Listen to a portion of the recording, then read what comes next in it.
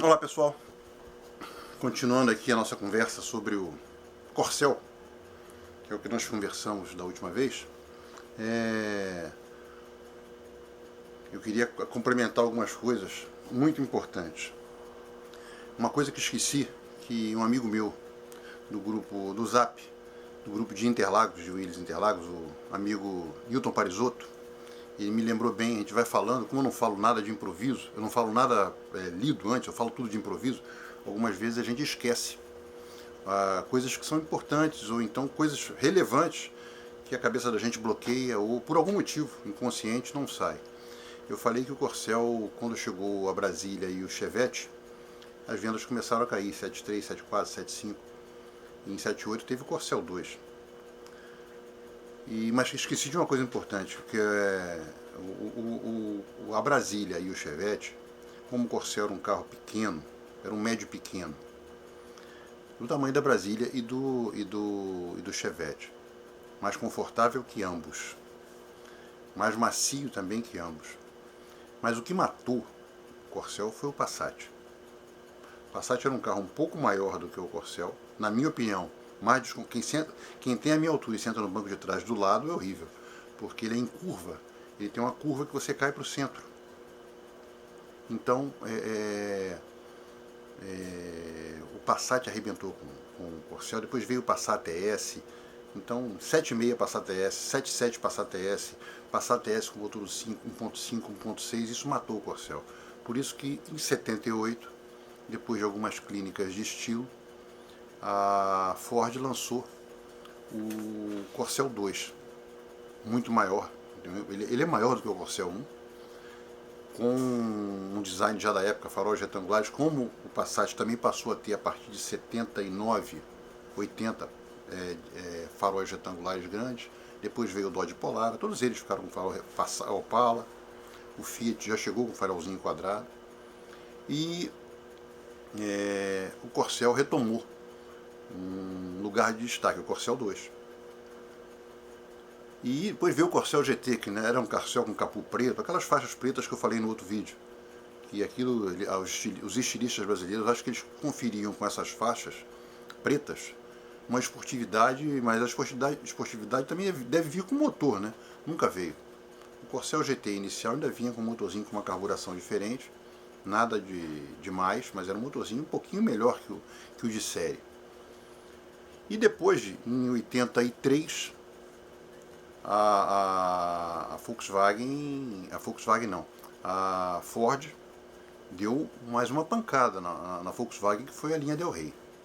A linha Del Rey chegou num ponto que ela não era um Opala luxo, Commodore, Diplomata, mas ele era um carro muito legal, o Del Rey. Não só a caminhonete, a perua, como o sedã, 2 e 4 portas. Um carro elegante, para a época, muito bem acabado. Eu estou falando para a época. Na minha opinião, até 1980, até os anos 80, até 85, o carro que a Volkswagen fez mais bem acabado foi o SP2. E o Passat era mal acabado.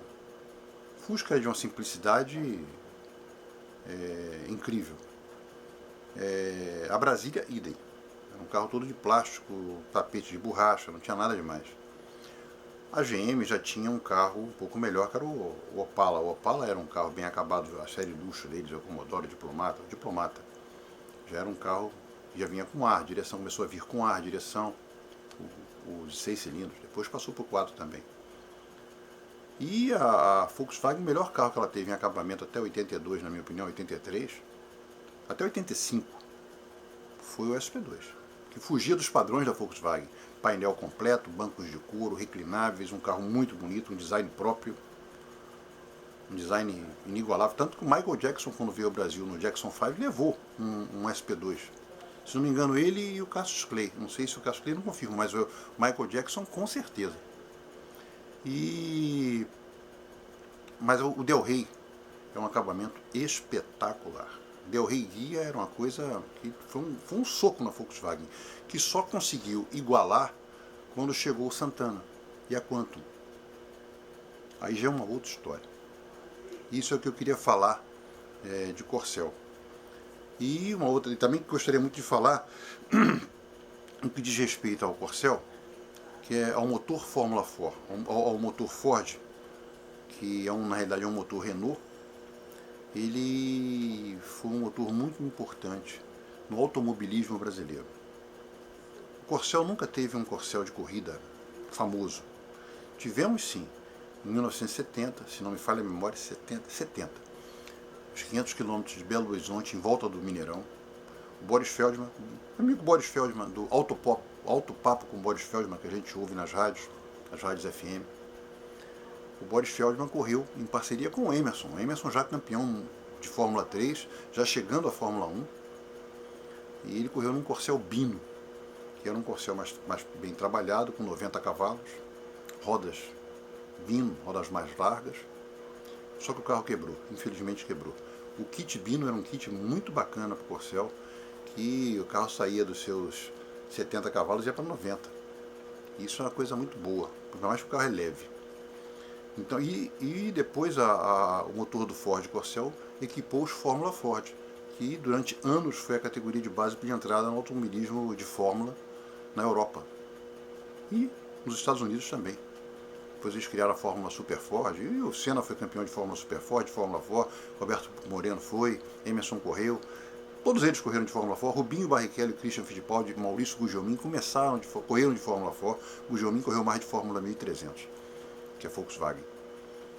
Mas é uma categoria que começou com aquele motorzinho de 90 cavalos, esse motor Bino que eu falei. Foram feitos 22 Fórmula 4. Em 71, outubro de 71, por um acaso eu estava presente, que foi preliminar de uma prova de Fórmula 2 internacional, do Campeonato Sul-Americano de Fórmula 2, que veio correr toda a nata da Fórmula 1 e da Fórmula 2 do mundo. Emerson, Ronnie Peterson, Carlos Reutemann, Graham Hill, Henri Pescarolo, Bob Wollek, esses caras, Tim Schenken, Carlos Reutemann, todos esses caras vieram correr no Brasil, e na preliminar teve Fórmula 4. Eram duas provas, eram duas baterias que somavam seus tempos, e o vencedor era o que tinha o menor tempo. E eu vi a estreia da Fórmula 4 com um motorzinho Corcel 1.4. Depois, quando chegou a Fórmula Super V, que era um Volkswagen 1600, mas com pneus de leak, porque a Fórmula 4 corria na realidade era um Merlin, que era o melhor Fórmula 4 da época, produzido no Brasil, pela Bino Sandaco. E foram feitos 22, depois aumentou, e foi um carro quase imbatível. Até 75 só ele ganhou. Em 75 ganhou o Avalone, que na realidade era um Van Diemen de 74, que ele produziu aqui no Brasil. Em 74, em 75 ele foi campeão com o Zé Pedro Chateaubriand. Mas era um carro que era 1.4, pneu radial.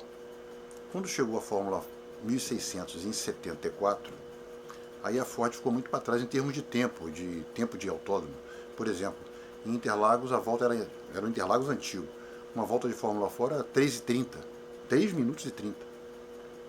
E os Fórmula Super V começaram a rodar em 3h18, coisa desse tipo.